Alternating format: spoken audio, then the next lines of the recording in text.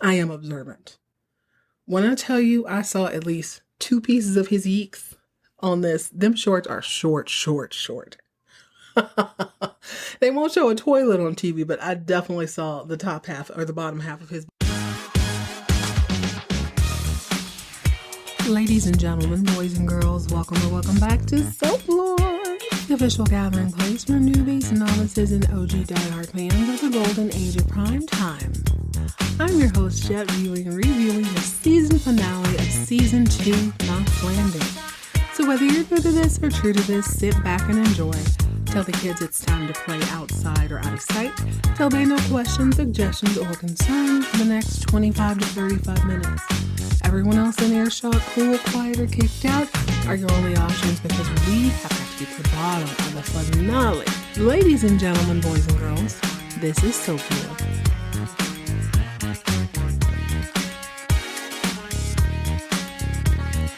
What's up, party people? Welcome back to another fun-filled edition of Soap. I cannot believe it, guys. We are, let me do the math really quick. We are 31 episodes into Knots Landing. And I have to say, it is quite the little dance to want to be kept in the dark, but also want to participate in the fandom of these shows. And I must say that I have yet to hear anything fully negative about Knots Landing. Apparently it only gets better and better as time goes on. Seems like across the board, the middle of each dynasty, quote unquote, is the best part of it. You know, seasons 5, 6, or whatever. I've heard from the Falcon Fiends that they feel like seasons 3 and 4, or 2 and 3 are the best. I'm not upset with season 4. With Dynasty, I've heard across the board that it starts to fall off around season 5, 6, depending on who you ask. And as far as Dallas and Knots Landing go, I've never heard anything fully negative about that. So, with all that being said, if seasons 1 or 2 are the boring seasons, I cannot wait to see what else is in store because I have yet to not be entertained throughout this entire season. We are here at the finale. Looks like it aired in 1981, season 2, episode 18, Squeeze Play. The squeeze play sounds like somebody's trying to get a little bit of money from you. And this episode did not disappoint. If you've been listening for a while, you know that my Roman Empire is cost of living up a go. I love when people say, you know, this is how much a house cost in 1940 or 1840. I don't really care when, as long as it was in the past. I just love to see and imagine like what you could buy with very little money. Recently, I've been kind of inundated with these videos of women who live like it's 1950, but they're in the year 2024. They make their own clothes. They have turned their homes into these sort of retro museums. They try to cook the same recipes. I am all here for that because it's just such a fun little taste of the past. Sadly, as millennial, I think one of the things you need to remember is, or Gen X, whoever, is that the people who were your grandparents, or if they're still alive, you know, they're probably up there in age, we don't really know a lot about how they lived. Yes, I've seen Life magazine, I've seen a couple of things, but it's so fun for me to watch that and kind of understand how we got to where we are today. These women got tired of these from scratch recipes. It was, you know, lots of things were sold to you as quick and easy and let's just do this. And then I'll think about where we are today, where I see a lot of women kind of falling back, women and men falling back on that. Let's grow our own food. Let's produce our own thing. One of my favorite videos is this kitchen from 1949 through circa like 1955. And the kitchen is designed in a way that everything you need is built into the counters. I'm talking, there's like this little spindle that you put your blender on that also works as like a meat cutting center. It's just everything is sort of all inclusive. It's all packed away.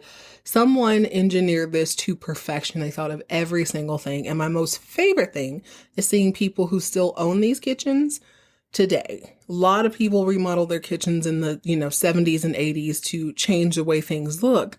But I always love to walk into an older house and they have like the radio still on the wall and the heater still on the wall. I think it's so cool. Or those bathrooms that are tiled out in the exact same color. Toilet shower, sink, everything is pink, green, brown, or blue, or yellow. I love it so much.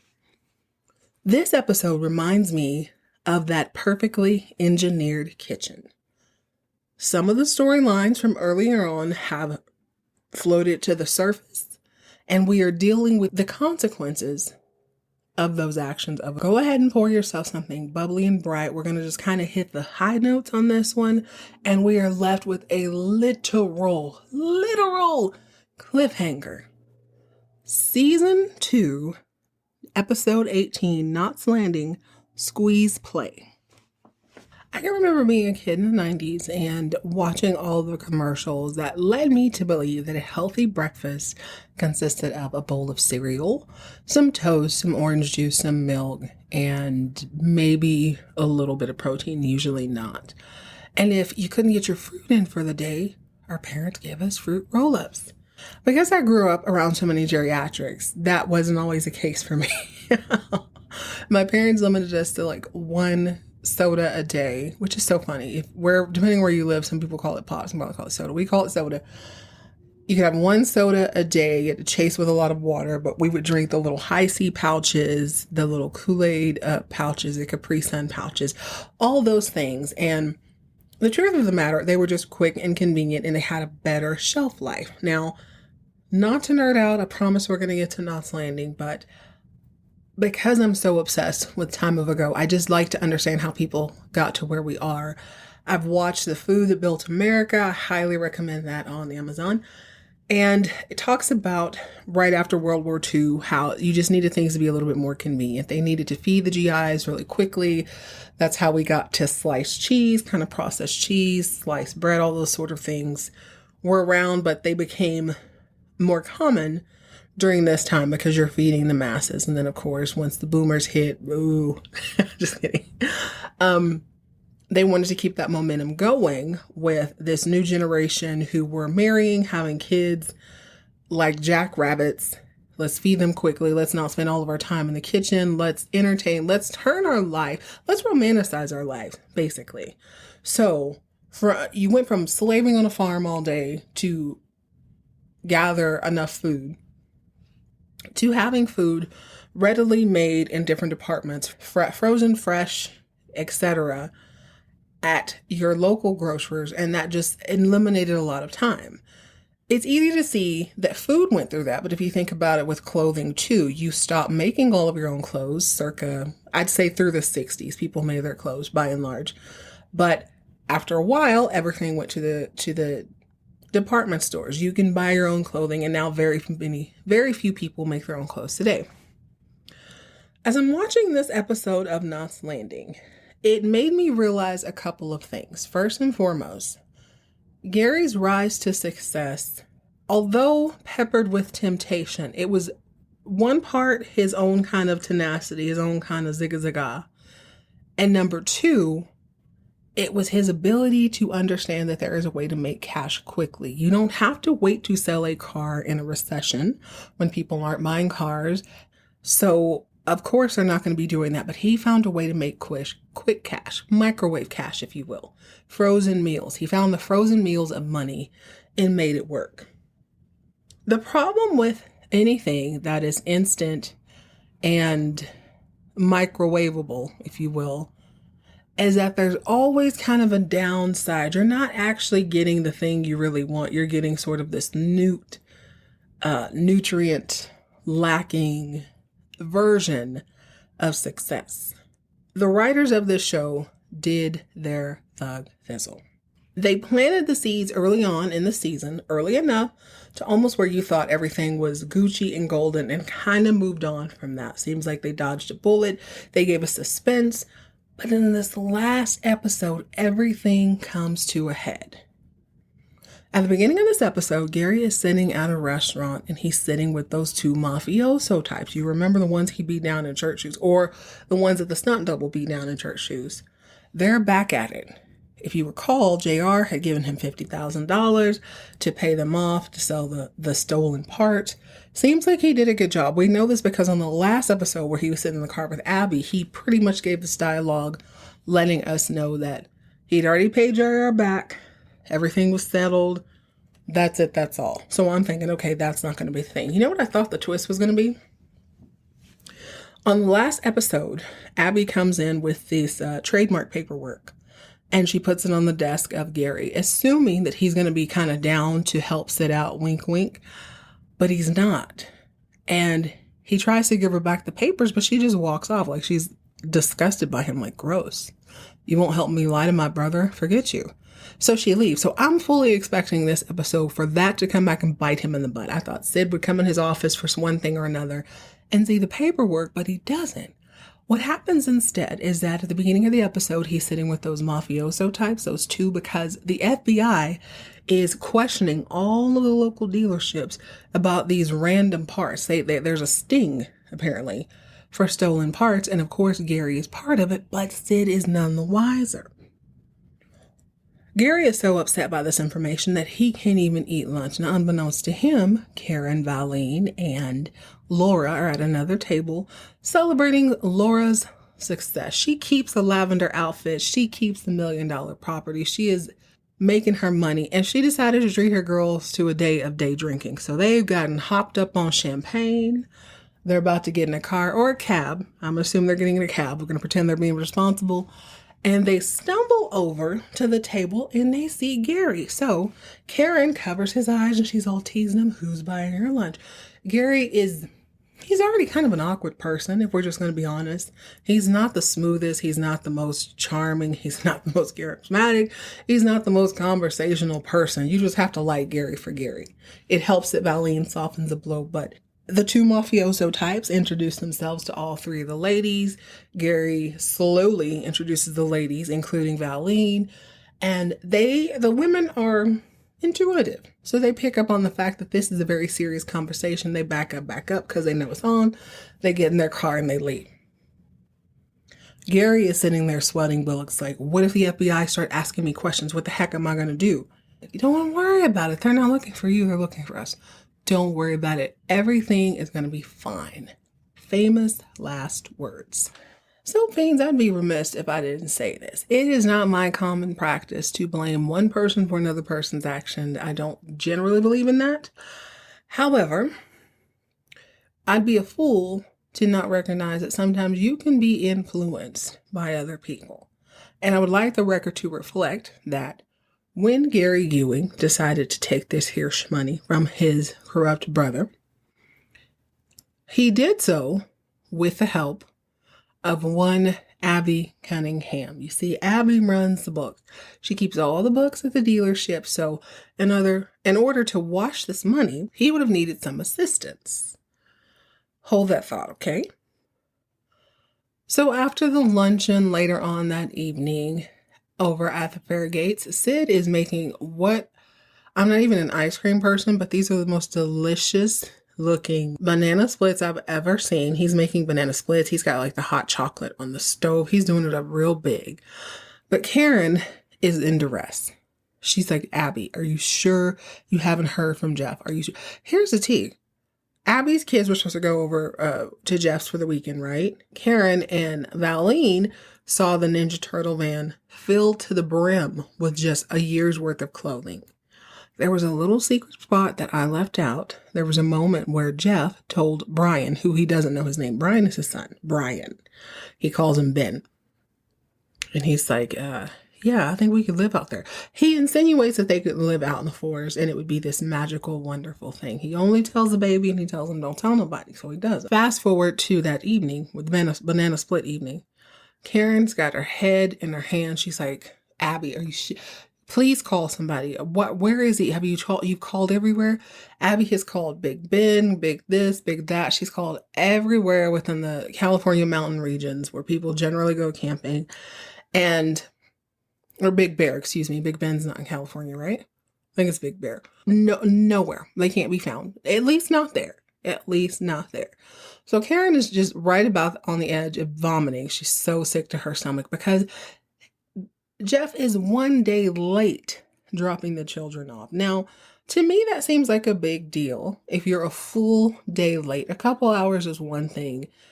Even, an afternoon is one thing, but it's a full day and no one's been able to get a hold of you. So Karen's like, Abby, you're really starting to piss me off. You're not taking this serious enough. Why don't you take off tomorrow and go ask his mom, go to his job, go find out, just make sure everything is cool. Because, truth be told, they could be on the side of a mountain somewhere hurt, or anything could have happened. You just kind of need to trace this guy down, see if anyone knows where he went. Abby agrees. Sid's like, yeah, don't worry about not coming in. Karen can fill in for you. This is the privilege, wink, wink, of being a jobless woman on this show. So sure enough, Karen goes in the next day and she's overrun by all the phone calls. She don't know what's going on really. She hadn't filled in for anybody in a long time. But there's this one particular customer who's very insistent. So she goes out to the floor where Gary is talking to this gentleman. And she's like, Gary, I need to look at the books for Mr. Blah, blah, blah. And Gary's like, oh, I don't do the books. Abby does the books. She goes, I know, but can you help me out? And he's like, well, just wait till she's back. And she goes, well, can't you just open the safe? Now, I was thinking she's being a little bit pushy. I'm not going to change on that. She's being a little bit too pushy, especially in front of a customer. Obviously, he's not going to give you the code in front of a customer, but she kind of catches herself. And at this point, she's suspicious. This is a little plot hole for me because I do not think that conversation would have evoked that emotion, especially if Gary doesn't do the books. Why would he happen to know who Mr. Blah, blah, blah is? There's a million people. So she starts to get her spidey sense starts tingling again. And before you know it, she starts thinking. That's a very dangerous thing for a smart woman to do. She starts sitting and she starts thinking. And she's like, a little later on, she says, Sid, do you ever look at your own books? No, I don't look at my own books. I'm making all this money ever since Gary and Abby joined the dealership. I'm just making money hand over fist. And she's like, I know, but where are you selling more cars? Are you selling more service? Where's the money coming from? And he's back to being super aloof. So eventually she reaches out to Richard because she feels like something is off. She already don't trust Abby. And now she knows that Gary has cheated. So she's like, I'm looking at him out the side of my eye too. So she reaches out to Laura, who sets her up with Richard. And she's like, Richard, I need you to help me with something illegal. What would people do if they're doing this illegal thing? He and Karen end up breaking into, quote unquote, the dealership after dark. And they start going over the books. She gets the safe information from Sid, I believe. And they start going over the books. Well, while they're doing their dirt, Laura calls the house and says no, Karen's not here. She went to this erotic art display with Richard. Not weird to him at all. And Laura's like, oh, that's so funny because Richard told me that they were going to break into your office. And now the look on Sid's face is like, oh shit. So he goes to his office. Sure enough, they've broken in and they have deduced that the books are funny. The books are looking real weird and they need to get to the bottom of it. So he calls Gary. Gary Ewing, not to be outdone, is in bed or about to get in bed in those little bitty baby blue shorts. I'm not a pervert. Let me just say that. I am observant. When I tell you I saw at least 2 pieces of his yeeks on this, them shorts are short. They won't show a toilet on TV, but I definitely saw the top half or the bottom half of his butt cheeks. He's, flexing in the bed like, oh, Val, I don't know what's wrong. Don't ask me any questions. I don't even remember what they were talking about. Yes, I was distracted. He gets a phone call. Sid is like, yo, be at my house in 20 minutes. So he shows up. So does Abby.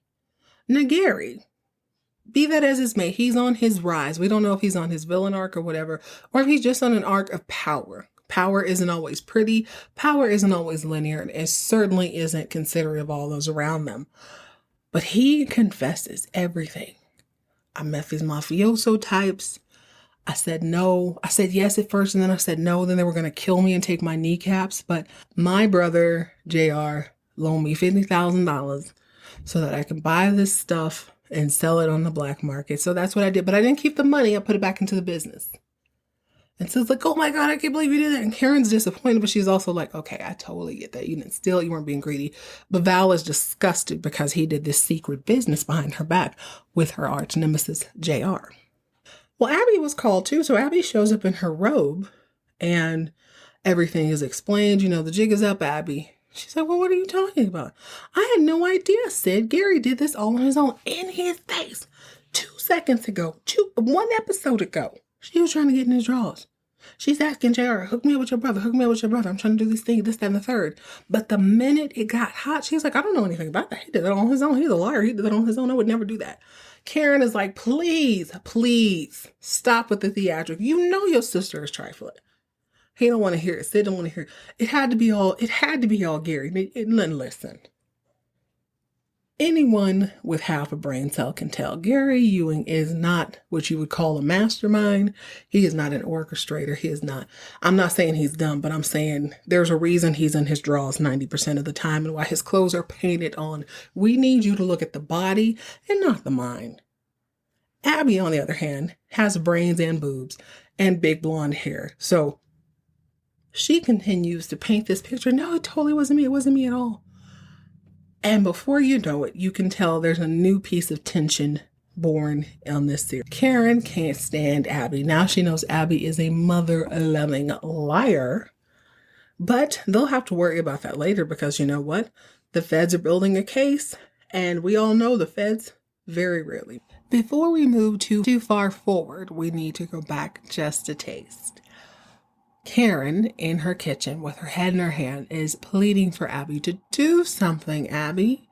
Take a day off, go visit his mom, go to his job, figure out where the heck he's at. Abby does that very thing. Apparently, she finds out at his job that he's taken an indefinite leave of absence. She goes to his mother's art studio. His mother is a very lovely older woman who is teaching an art class, and she explains the whole situation. The kids are missing.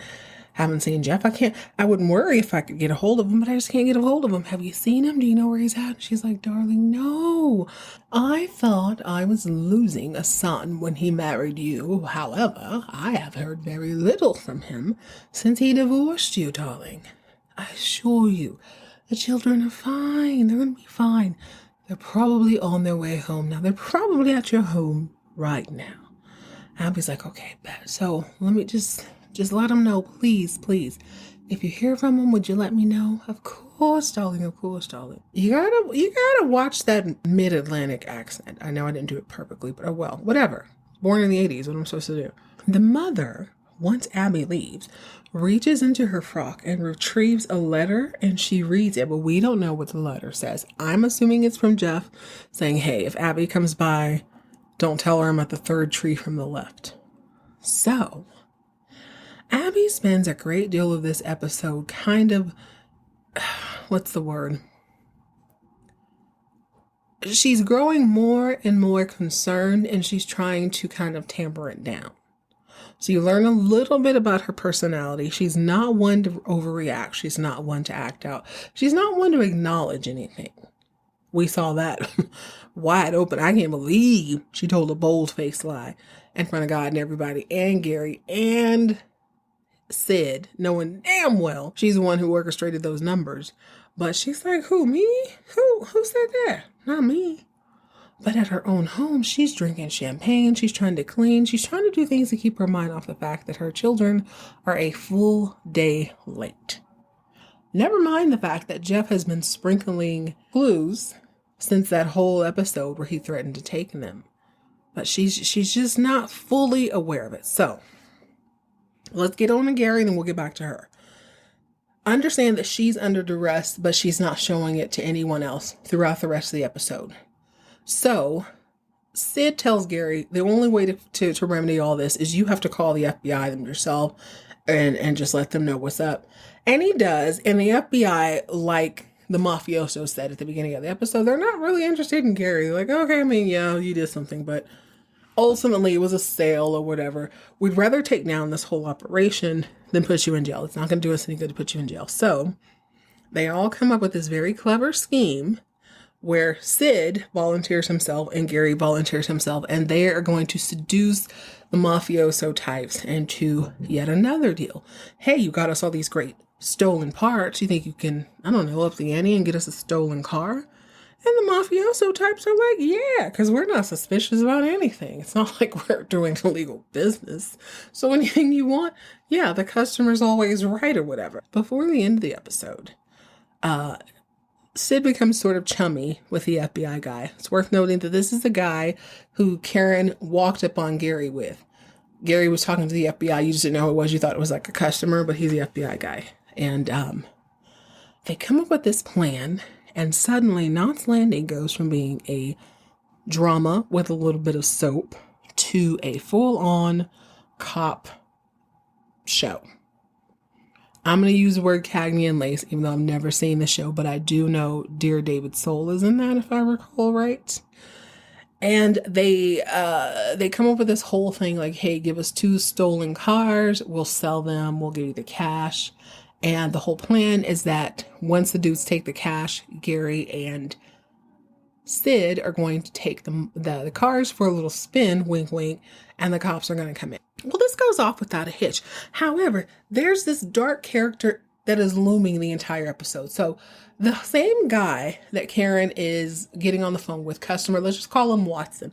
Mr. Watson wants to know what's wrong with his car. I need my car back. What's wrong? What, y'all taking too long? I need my money. I need my car. Blah, blah, blah. She goes to Gary. Gary, I need to get in the safe because Mr. Watson is acting a teetotal fool. I can't do it. Well, there's a mechanic that talks to Sid about this car. And I feel like they did it the last episode too. They're going on and on about this one particular car. So you see this one mechanic, he's tinkering with it. And then he's like, man, I keep hearing this little weird sound, but I can't find it. Well, Sid's like, don't worry about it. I'm an expert. I'll jump in the car and I'll just drive it home. So through a series of events, Sid is scheduled to leave a little bit earlier than he normally would. Because Karen calls and I can't really remember the situation. Oh, no. I know what it is. Okay, now we need to flash back. So back to Abby. So the cops are hanging around. No. Yeah, I said it went off without a hitch, right? The whole sting operation works out. And after that, as an effect, the feds are hanging around the cul-de-sac and they're opening all of the neighbors' mails because they're like, you're messing with the mob. There's a high potential of something going awry. All right. So Karen calls because Abby had called her. And what had happened was Abby was at her house, minding her own business. And one of the do-gooder cops comes in and he's like, I opened her package. It wasn't a bomb, but it was like a tape. She goes, oh, cool. Put the tape in. She's a great hostess. There is no such thing as not being welcome in her house. She's like, okay, I'll make us some coffee, blah, blah, blah. Go ahead and put the tape on. Lord have mercy. When I say I had to learn her name, Miss Donna Mills has some acting chops. Because as soon as the tape drops, she hears Jeff's voice and he's like, Abby, if you're hearing this, then the children and I are long gone. And you just see her whole world stop. I'm a mom. I felt it in my soul like, oh my God. I knew the kids were kidnapped. Karen and I knew about this. We talked about this over breakfast. Abby didn't want to believe it, but she hears it and she breaks the F down. When I tell you, that was the most authentic cry because, in movies, they often just make women scream and faint. Like it was she was trying to catch her breath. It was beautiful. I implore you, Soap Fiends, to watch this. You're going to enjoy it. She breaks the F down and she's like, not my babies, not my babies, not my babies. So it turns out she calls Karen or whatever. The doctor comes by. They give her a sedative. She's going to be knocked out for 6 hours. Sid hears this. He's like, well, I'm going to drive Mr. Watson's car home. And the FBI guy is going to come with me. Now, there's this dark character who's been lurking in the background. I wasn't really paying attention. But once the guy hears that Sid's going to go home early, he goes over the brakes and he does a little nip tuck, if you will. And all the little brake fluid starts flowing out. It's like, oh, crap. He's a mafioso type. Which goes to show how easy it was to get a job in the 70s and 80s. You don't need a real ID. I am whoever. There wasn't even a background check. Y'all, Sid jumps in what I understand to be from, what's that Burt Reynolds movie, Bandit and whatever?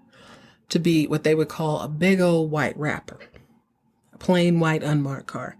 Jumps in the car and he's going down the coastline, chatter, chit with the FBI agent. And he goes to hit the brakes. And when I tell you absolutely nothing happens, he's like, oh my God, the brakes are cut. The brakes are cut. Now, mind you, there's surfers crossing the road. There's beachgoers trying to mind their own business. Baby, they are hitting the dust quicker than you can count to 1, 2, 3. They're flying left and right. Luckily, he don't hit none of them. But he's swerving, trying to hit a sandbank. Only he misses. And the last thing we see is Sid and his turtleneck and his coveralls and the FBI agent and the big old white rapper going over the side of a cliff. Quite literally a cliffhanger. I'm sorry, I got a little passion there. Got a little impassion there, baby. I love it. I love it. The only other cliffhanger, literal cliffhanger, is when, remember Blake and, well, the stunt doubles on Dynasty, because you know how they feel about that.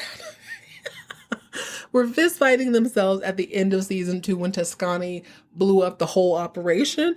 Yeah, I think this is 10 times better. He's in an actual car flying off the side of a cliff. Oh my God.